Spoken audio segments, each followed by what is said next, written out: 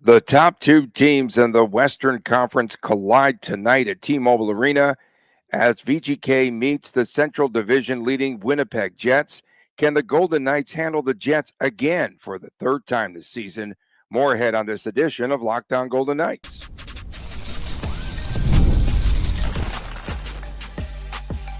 You're Locked On Golden Knights, your daily podcast on the Vegas Golden Knights, part of the Locked On Podcast Network, your team every day. Well, hi again, everyone. Tony Cardasco, longtime sportscaster, marketing consultant, and host of the new Believe in Vegas podcast. And he is Chris Kolick. Chris, of course, the owner of Silver State Cards and Sports and collectibles editor for the Hockey News. Please make sure to subscribe to our Locked On Golden Knights YouTube channel. Coming up ahead on today's show, we'll talk about a couple of signings, one controversial, the other is a player that I really like, and our locks of the night and our predictions. The Winnipeg Jets come off Tuesday's 4-1 loss in Los Angeles to the Kings. The Jets have struggled against VGK at 0-2, and they've been swept against Los Angeles, losing all three games. The Golden Knights need a win tonight to put them at an even 100 points. And again, when you take a look at this conference, VGK is trailing Dallas by 4 points, and they're trying to catch them. And Winnipeg now, VGK trailing Jets by 8 points. Points will matter, of course, later on as we head into playoff season. And Winnipeg also vying for the President's Cup, President's Trophy, a 1 point lead overall over the Washington Capitals. And this, again, will be a potential playoff matchup. So you mentioned points and why they matter. So the way the playoffs work is if you're a division winner, you get home ice the first two rounds, no questions asked.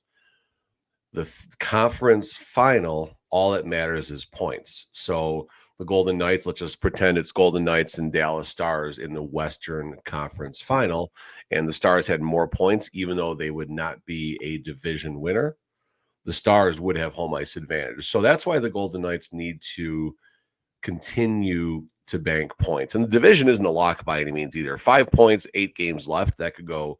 It's likely the Golden Knights, but you never know. We've seen the Golden Knights kind of slow down the last few games of the regular season in the past. Looking upward right now, the Winnipeg Jets, 106 points to the Golden Knights, 108. If the Golden Knights win this game, it's 100 to 106, and the Golden Knights got a game in hand. All of a sudden, we're talking about a 4-point spread with 5 or 6 games to go. So the Golden Knights could possibly catch all the way and end up getting the top spot in the Western Conference. So these games matter for a lot of reasons, and we'll see how it plays out tonight. When you talk about Winnipeg, you have to start with their goaltending, and goaltender Connor Hellebuyck, a shoo-in to win the Vezina. 58 games played, 58, count them, 43 wins, 43, 11, and 3. I mean, that's Hellebuyck. I'm sorry. No, it's just unbelievable. Sorry, man. No, Hellebuyck is an all-world goalie, no questions asked. I mean, he's the modern day, baseball player who goes 8 innings, no questions asked. It's, he throws 150 pitches a game and doesn't want to come out after that. I mean, we can go on here. Hellebuyck, according to a quick Google search, was curious here, 6-4-3 lifetime against the Golden Knights, 299 goals against, save percentage of 912. That said, the Golden Knights have solved Hellebuyck when it matters the most, of course, in the playoffs twice now. Fatigue, whatever the reasoning, who cares? Doesn't matter. The Golden Knights have a good history against Hellebuyck when it matters the most. So it'll be interesting to see what version of assuming Hellebuyck goes tonight, or if they do see each other in the playoffs, how Hellebuyck looks. Hellebuyck is capable of winning a Stanley Cup all by himself for any of the 32 National Hockey League teams. Now, that said, the one knock on Hellebuyck is he really hasn't won the big game, the big moment, the big, so, I mean, the Four Nations face-off, we'll start there, right? He was in net for USA then. So we'll see exactly what version of Hellebuyck comes out, but the Golden Knights had good luck against him. Jacob Stoller of Sportsnet points out that the three teams that are really difficult for the Winnipeg Jets are VGK, the Kings, and St. Louis.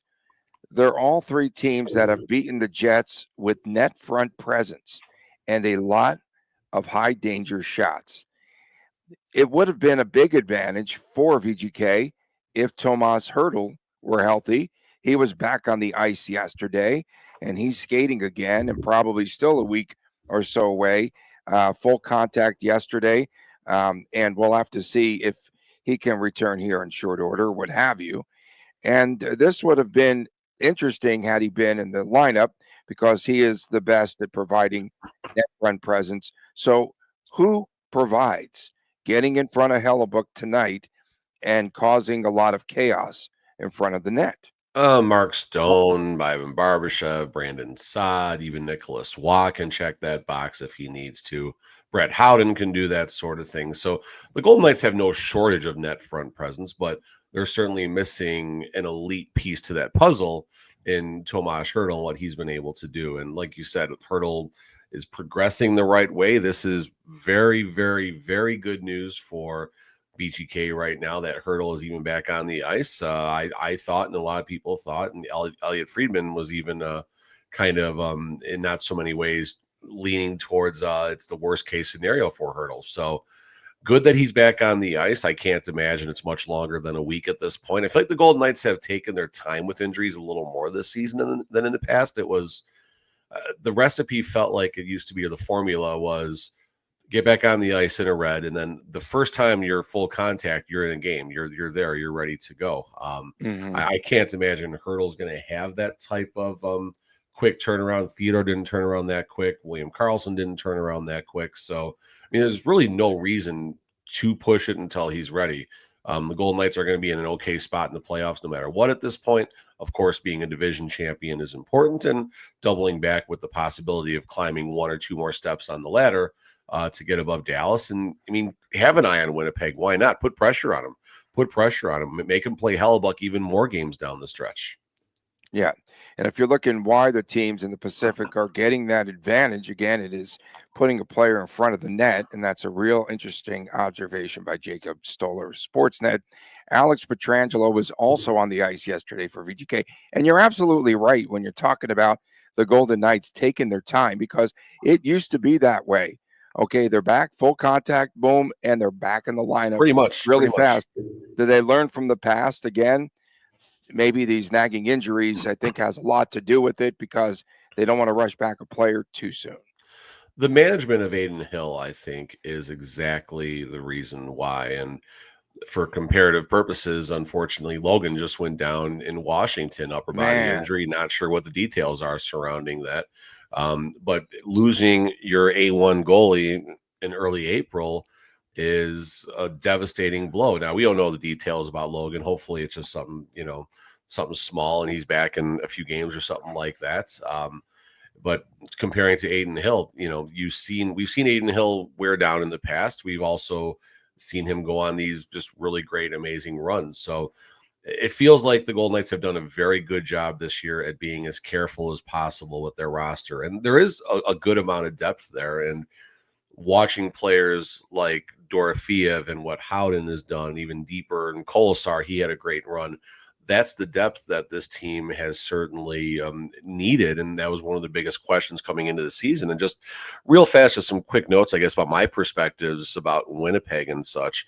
Early in the season, right, even through November and early December, both of us, we weren't necessarily behind the fact that this was a Stanley Cup contending Vegas Golden Knights roster. The narrative early in the season was not beating good teams, not good teams on the road, just not beating good teams. And the win, now Hellebuyck, I don't believe, played the game on the 29th of November. I'm pretty sure it was their backup. But still, it was a big opportunity for the Golden Knights to show they can beat a good team. They just lost to the Kings 4-1 a couple nights before that. So that was the moment for me where I felt this was a good Golden Knights team that was capable of making a deep run into the Stanley Cup, Stanley Cup playoffs. Do I think they're a Stanley Cup contending team?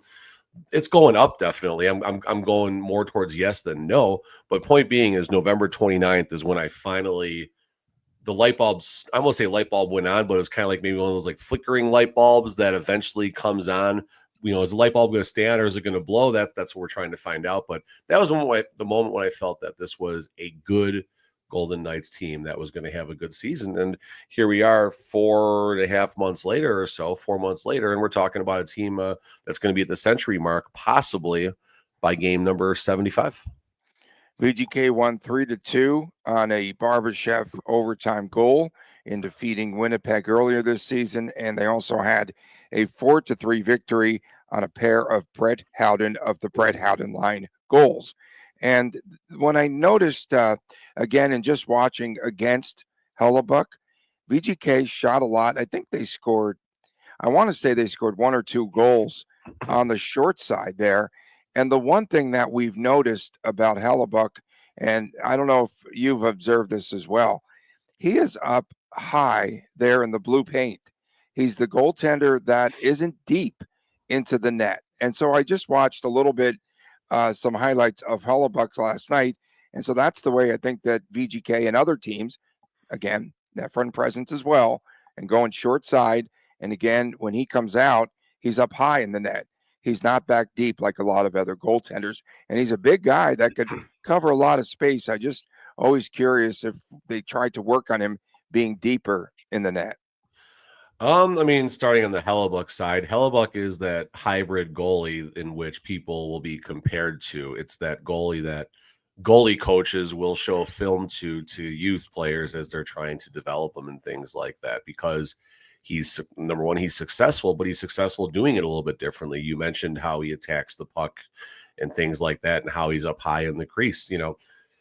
Sometimes doing something your own way is what creates that innovation for others to follow, I guess. And Hellebuyck is certainly a tough goalie to compare to someone else, right? I mean, he's a little bigger than like a Marc-Andre Fleury and stuff like that, I believe, but he has probably the same level of, definitely the same compete level, definitely the same mobility to cover the net. He's not maybe as beefy as like a Robin Leonard type, but he does have that same type of, that he does have a little bit of that size as well. So you put all that in a blender and you get Connor Hellebuyck, who's pretty good at what he does. Now, that said, the Golden Knights are 8-2 lifetime against Connor Hellebuyck in the playoffs, which is a pretty noteworthy statistic. And that's not the type of legacy that Hellebuyck is going to want to carry, because obviously he's closer to retirement than he is the start of his career. So should these two teams meet in the playoffs, it's not going to, I don't think it's going to, the Golden Knights will be 12-3 lifetime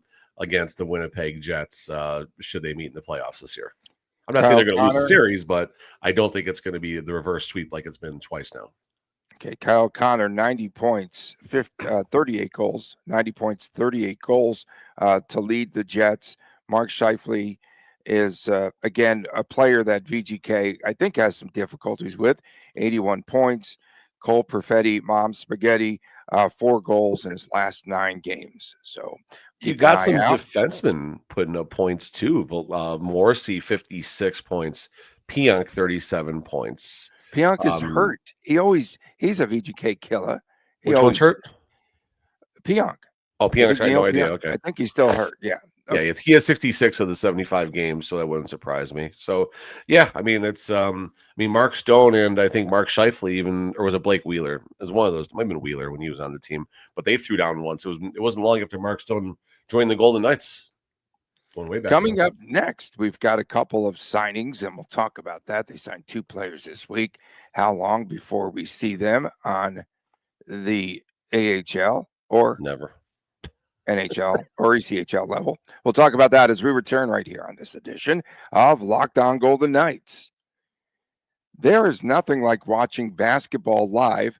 The energy of the crowd, the sound of the sneakers on the hardwood, and maybe even a celebrity sighting courtside. If you want to catch a game in person, Gametime makes getting tickets easier than ever. Gametime's new feature, Gametime Picks, filters out all the fluff, and it shows you only the best deals on great seats, so you don't have to waste your time scrolling through thousands of tickets. And, there's a lot of easy ticket shopping that you could find on FanDuel. I just checked the Gametime app. There are amazing deals on some huge matchups coming up. And also, if you are in town, you can get tickets for the Crown basketball if you like to see basketball on any level. I've really enjoyed that this week. Gametime picks that even highlights super deals, and it gives you the best bang for your buck. With Seat Views, again, you get peace of mind before you buy, no surprise fees, and the lowest price guarantee, and you can book with total confidence. Take the guesswork out of buying tickets today with Gametime picks. Download the Gametime app, create an account, use that promo code LOCKEDONNHL, and you will receive $20 off of your first purchase. Terms apply. Again, create an account, use the redeem code LOCKEDONNHL for $20 off of your first purchase. Download Gametime today. What time is it, Hellebuyck? Game time. Welcome back on this edition of Locked On Golden Knights. Tony Cardasco and Chris Hellebuyck reporting from Las Vegas. We appreciate you making us your first listen each and every day. Find us wherever you get your podcast. Please make sure to subscribe to our Locked On Golden Knights YouTube channel. And don't forget, tomorrow, line up all of your comments. We sure do appreciate all of you. Tomorrow is WTF, what the Friday day again. The Golden Knights signing a couple of players this week. Trevor Connelly, one of my favorites. He signed a 3-year entry-level deal. And Jackson Hallum, no joke, Hallum truly is one of my favorites as far as watching him in development camp. But he was inked to a 2-year deal, a 2-year entry-level deal. Connelly, the controversial figure, the first-round pick of VGK last year. And he played this past season at Providence at 13 points, his team losing to Denver with an opportunity to go to the Frozen Four. And he also played for the under-20 World Juniors that won the gold. And Connelly, did VGK clean up a lot of his issues? That's the biggest question. Claims that, he had racism attacks, and I'm wondering what sort of sensitivity training and other trainings he had, and if everything now for a 19-year-old player, is he a player now that is right back on the right path? And does Connelly go back to school? Does he go back to Providence? Just a freshman this season that he just completed, or do they put him on the minor league level? That's the question right now. I could be wrong. I thought Connelly committed for another year of school, but I don't know why I'm saying that or where I heard that. I just feel like it's something that I had heard. I mean, listen, the same thing I said when he was an 18-year-old, probably the last time we brought up this conversation about him. We're talking about a kid. We're talking about a kid here, and kids do dumb things. That's what kids do. I'm not at all saying his past is excusable. I'm not saying that it should be forgotten by any means, but people do dumb things. Adults do dumb things, for crying out loud, not just kids. So putting a full level of judgment on someone at this stage of their life, I don't think is necessarily fair, probably by us and by other media outlets. But that said, the Golden Knights, where I'm ultimately going with this, is the Golden Knights have steered away from this sort of thing for a long time, and character has been a very important thing. And the Golden Knights kind of broke that mold a little bit, so to speak. And there's a couple other people within the organization as well that do have some background, one younger player and one member of the coaching staff. So, this is something that's a bit uncomfortable to talk about and address, but in the same boat, it is our job to talk about these things. And you do hope that Connelly is on the right track. We've heard nothing negative since he's been drafted by the Golden Knights. The Golden Knights have done their part in, for lack of a better term, putting him out there in various PR fashions, I guess, and showing that it looks like he's on the right track. And it's up to Connelly right now, right? He's 19 years old. He has his entire life ahead of him. His legacy hasn't even started yet as whether it's a hockey player, a human being, a family person, whatever. He's got his entire life to determine what path that's going to go. And hopefully Connelly does it the right way, not just as a member of the Golden Knights, but just for himself personally. So, you wish Connelly the best, and the fact that he does have a possible future with being traded to another NHL club, and so the Golden Knights can bring on another veteran for a Stanley Cup run in a year or two. Fine, but for now, Connelly's a member of the Vegas Golden Knights. And to a degree, I mean, he's not on the team or anything like that, but he'll be getting a paycheck from the Golden Knights now, and hopefully that works out for good things for him down the line. Yeah, again, just what really concerned me, bothered me, what have you, was just the fact that I think Kelly McCrimmon was tone deaf when they made this selection, and then it was not honest with the local media here and just dealing with it, and just asked a simple question: if Bill Foley had put his stamp of approval on the signing and drafting of Connelly initially.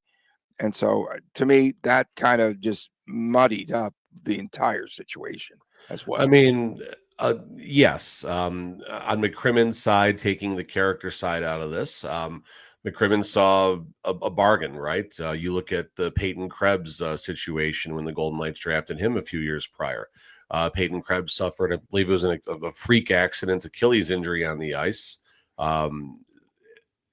Krebs, I think, was looked at as a possible like top 5 pick at the time or something. And of course, he fell with the injury. And, Peyton Krebs, unfortunately, hasn't lived up to that. But Peyton Krebs, on the same breath, is a full-time NHL player. So we'll see what happens with Krebs. And the same situation with Connelly.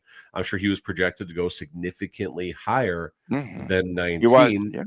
But of course, what happened dropped him probably from a top 10 pick, maybe. It dropped him 10 spots or so to the Golden Knights. So McCrimmon saw an opportunity, and listen, if the Golden Knights can put him around the right people, should he advance to the professional level, the Golden Knights have a pretty solid locker room. And not that Jack Eichel had a similar history to Trevor Connelly, but there were questions about Eichel's character in the locker room and character as a leader and his ability to be a captain with the Buffalo Sabres. Just ask anyone in Buffalo how much they like Eichel, and they'll tell you all about it. But then you look at how Eichel has developed since coming to Vegas. You hope Connelly goes down that same path. And again, not just for the hockey side, but just for, his life and everything. So the Golden Knights do have a history of helping people who have had, again, comparing Eichel and Connelly isn't fair by any means, but it's the same. That's not a good comparison. No, but but there were questions about character. There were questions about leadership. There were questions about his locker room relationships. And you look at what Eichel's become. Part of that is because of the veteran leadership in that locker room. Connelly could benefit from that, 2, 3, 4, 5 years from now, should he advance, is what I'm ultimately saying. And you know how high I have been on the other player, Jackson Hallum, who was inked yesterday. I liked that he skates fast, but it's all in a straight line when we watched him. And I was so concerned that he would just run right into the boards there behind the goaltender. We'll carry a 2.0. He's had no finesse, and eventually might have cost him. I know, just watching him in camp, I thought he was terrific, but again, he just needs to learn how to control his skating and his speed. A 2020 third-round draft pick, and he had the misfortune of missing his junior season at the University of Michigan after suffering that knee-on-knee injury, going full speed. And it kept him out, and it was against Wisconsin, and that was unfortunate. And VGK had to sign Hallum. I almost forgot about him, to be honest, because he would have been out of options if they didn't sign him by this summer. So they signed him to 2-year deal, and hopefully he is just rehabilitated. And I did not watch any Michigan hockey this past season, but I hope for the best for him, because I really liked him. I thought he was one of the better players that stood out in development camp for 1 or 2 seasons. I watched probably 4 or 5 seasons. Tony, come on, you had a chance. That's right. I'll take it for you. Okay. And he'll be in at least 1 or 2 more, probably too. I watched a little highlight package from Jackson Hallum before we started recording, and very active stick, very quick forward, very good as far as killing penalties and such like that. A type of player that could benefit from just putting 110% out there every shift, putting 100% effort into every situation, every event that they're put in, and seems like the type of player that just has that hardworking ability. And again, we're talking about a 22-year-old right now, but again, 3 seasons with the University of Michigan, was in the USHL with the Green Bay Gamblers as well for a couple seasons. So now is the time, right? I mean, now is the time. I'm not sure if he's going to do another year at Michigan or what his eligibility. I have no idea how he No, I works think at this. he's. I think he's out of. I think he's ready to Well, he's done graduate. 3 I years thought. of college. I don't know if he how that plays out. I don't know. Okay. Because he had 9 games in 23-24. I'm assuming that's the injury year, if I'm not mistaken. What does Green Bay know about gambling? Have you- Oneida Casino, right outside. It's a bingo Oh, hall. this guy with the We counter. used to go there. No, so my grandparents used to have a house way up in Door County in Ellison Bay, and the stop would Why always did I be ask? Why did I Oneida ask? Casino. Oneida Okay. Casino. Mom would dust off money playing bingo and gambling, and me and my father would go to downtown Green Bay. We'd watch the drawbridges go up and down. We'd drive by Lambeau, and then we would go to some mall and play in an arcade for a few hours. So there you go. Okay, the Green Bay Gamblers. There I you got to go. get one of their hats. Coming up next, we've got our locks and predictions for tonight. Stay with us right here on Locked On Golden Knights. March Madness and the Final Four are here, and FanDuel is giving you the chance to get into the action like never before. Right now, new customers get $200 in bonus bets if your first $5 bet wins. That's $200 that you could spend. All number 1 seeds, no more Cinderellas, but they're going to be very good and entertaining games. I'd have to imagine pretty close, pretty tight, very competitive. And, we tried going the underdog route again after that first round or two, had to start going with the chalk. And you could bet at FanDuel and take a look at all the point spreads, the totals, and the game props as well. With all the tournament action that we have seen, you have to like that it's been exciting here. Great run, but it's not over yet, folks. Final Four action coming up this weekend. The FanDuel app is so simple to use. And when I win, I get paid instantly, no waiting around.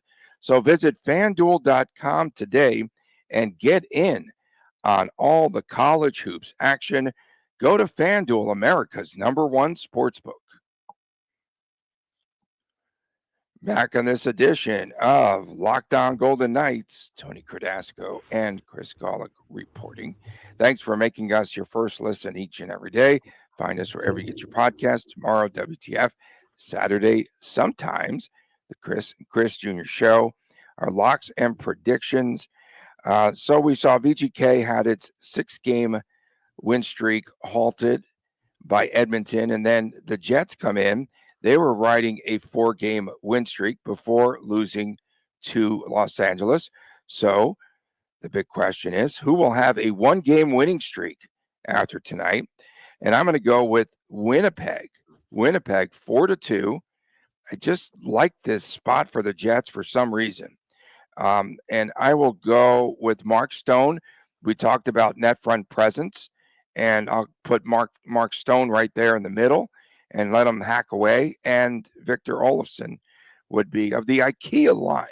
I put Olofsson. I do like the IKEA line right now. I do like how that line is starting to move the puck. They had chances the other night. Man, oh man, they had so many chances. There were chances going on. I think you need to see a little more from the top line in the game for the Ivan Barbashev line. There we go. We need to see more of the Ivan Barbashev line tonight. I felt like Jack Eichel, and again, this has been his MO, just an amazing year of assists for Jack Eichel and his career best year by the time the dust settles, likely. But I felt Eichel passed up a few shots in the game against the Oilers as well. Mark Stone ran the doorstep, but sometimes it's something that bothers us a little bit about Jack Eichel. But I think tonight you're going to see Eichel shooting a little bit more. Maybe check your over under. What's that? Over under I think shot. 4 or 5 shots on goal. I think it's a good chance to check your local sports betting apps and hit the over on the goal on the shots on goal props for Eichel tonight. So I'm gonna go 3-2 Vegas. I think we got a good low scoring game tonight. I'm assuming Aiden Hill is going to make his 12th start in a row tonight. Whatever it is. Concerning. That's part of my equation. Like 5. Yeah. Um, No, so I think that's we're going to see Aiden a Hill again concern. tonight. Give me 3-2 Vegas. Nice goalie duel. I think Eichel and Stone are gonna make sure the Golden Knights get back on the right track. It's a game where we'll probably hear from Mark Stone in the locker room after the game, talking about all the good things that the team did and all that. And so yeah, there you go. Someone asked me the other day, why do you hate all the players on this team?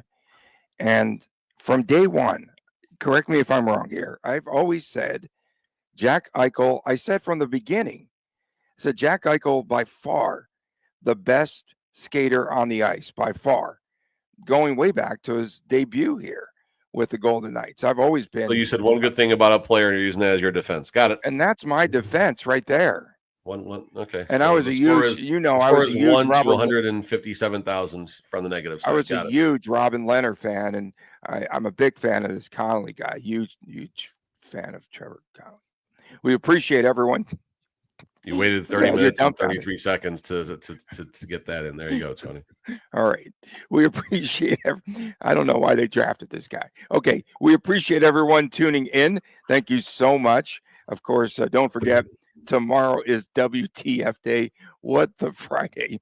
I might have more shots fired tomorrow. Who knows? Pretty safe. Okay, especially our everydayers. Thank you so much for tuning in. For my man, Chris Golick, I'm Tony Cardasco from Las Vegas. We'll see you again tomorrow right here on Locked On Golden Knights, and please take care.